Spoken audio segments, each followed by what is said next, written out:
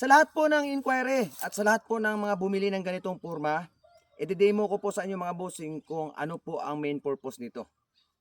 Hindi po ito itak na pangtaga ng mga matitigas na bagay, mga matitigas na kahoy mga bossing.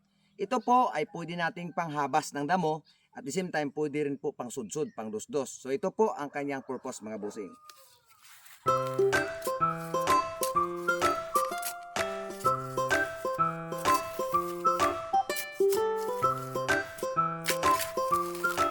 So yun po mga bossing, nakita nyo. Yun po ang purpose kung bakit ko po tinaliman dito sa dulo. Ngayon po mga bossing, dahil double purpose po ang ganitong klaseng itak. Itak lang po ito mga bossing, no? Hindi man po ito talagang itak talaga na pangtagaho talaga. So ito ay nilagyan ko rin po ng blade dito sa gilid. Ito po, magandang klaseng steel po ito mga bossing. Dahil madali lang po siyang ihasa. Ang dali ho niyang mag-sharp. Ang dali ho niyang tumalim. So dito sa dulo, mayroon tayong pang-dusdos, pang-sudsud ng damo. At the same time, dito sa gilid, mayroon po tayong blade. Pero mag-ingat lang po tayo every time na magsudsud po tayo mga bossing kasi mayroon pong blade dito. Dapat, hindi po yung ganun-ganun ha. Timing lang, ganyan lang. Iuna ho muna natin itong isudsud pak. Saka na lang po natin hawakan yung damo. Ganyan po. Huwag ho natin isabay yung kamay natin. Sa ganyan, baka mamaya biglang magkamali dito, masusugat ka. Ganyan lang po. Pang mini backyard garden po mga bossing. Okay. Ito yung ating handle. Matibay na kahoy po ito. Pero kung itaga ho ito ng mga matitigas na bagay, pwede po itong mabali mga bossing. Tingnan nyo po kung ano po ba talaga ang power nito. Ano po ba talaga ang ibubuga sa ganito kaliit, no? So mayroon po tayo mga itak na design ho talaga pang taga ng mga matitigas na bagay. Ngayon, ipapakita ko naman po sa inyo ang purpose ng blade na ito dito sa gilid. Tara. Halimbawa po mga bossing, may mga ganito po kasulid na damo dyan sa inyong mini garden. Mini backyard garden ho mga bossing. So nakita na po ninyo kung paano po natin ito idusdos or isudsod ho mga bossing sa mga maliliit na damo. Ngayon, ang gagawin natin, hahabasin natin, tatagain natin, hagbasin ho natin itong mga damong ito. Tingnan nyo po mga bossing ha. Dito po, wag po tayo maghawak dito sa dulo ha. Hindi po farmer yung dito hawak. Wala yun, layod. Wala yun, wala talaga yung... Iwan ko lang kung marunong bang magtrabaho. Dito po ang grip mga bossing ha. Ito po ay para pang sudsud lamang. Dito po tayo hahawak pag ito ay itataga natin. Pag dito ho tayo hahawak at pag tama po ito sa bato or mga matitigas na bagay, pwede po yung maputol dito. Okay, dito po tayo hahawak. Ganyan, grip. Tapos,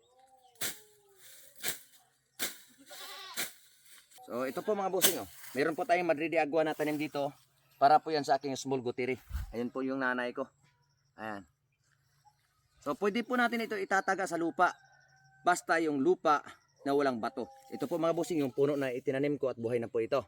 Ang gagawin ho natin, i-clearing ho natin yung puno. Ito, buto na lang. Nakita ko may bato. Ayan. So ilalayo ho natin ito.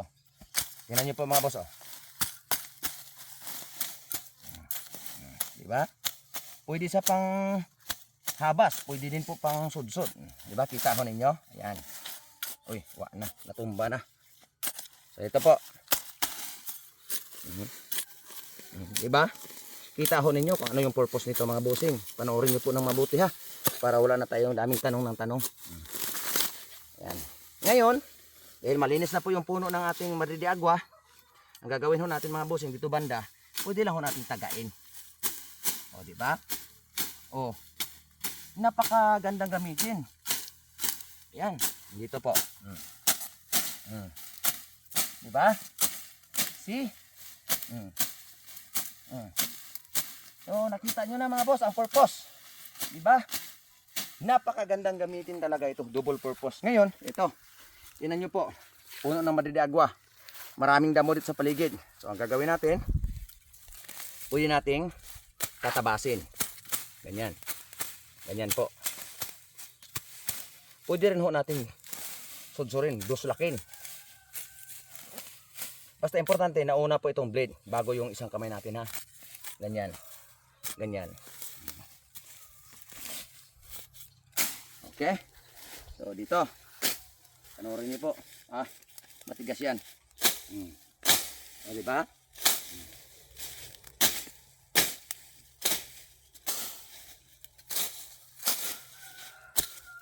Okay.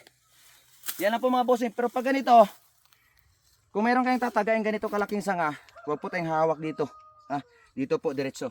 It's ganyan. Pero wag na to ha, mga bossing. Wag na po ito. Ito, ganito kalalaki ha. Wag na yan. Kasi kung maputol ito at babalikan nyo ako, bossing, bla bla bla. Ano po bang ibubuga ng ganito ka fragile na hawakan? Ito po siya ay ibang purpose po. Hindi po ito pang heavy duty, pang light duty lang po. Pero, napakalaking tulong po ang ganito. Ayan. Tingnan nyo po ito mga bossing. Ito yung aking tubuhan. Ang daming damo na. Diba? Sus ko. PS order lang po tayo mga boss kasi ay, daming order nito. Hindi na nga ako magkanda o gaga. Pasunod lang tayo ha. Tapos, the same time, pwede rin natin itong ikakat ng mga damo. Ay, mga dahon.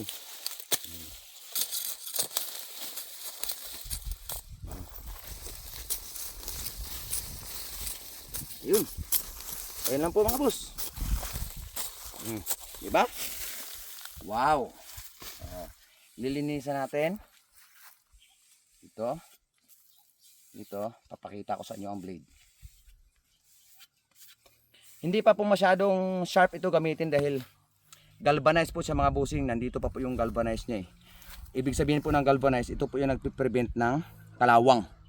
Ito, sa katagalang gamit ho mga bossing, mas lalo itong ano ba yun? Mas matanlas na ba? Basta mas madali siyang gamitin at habang tumatagal, lalong gumaganda. Ayan po ang aking mai-assurance sa inyo mga bossing.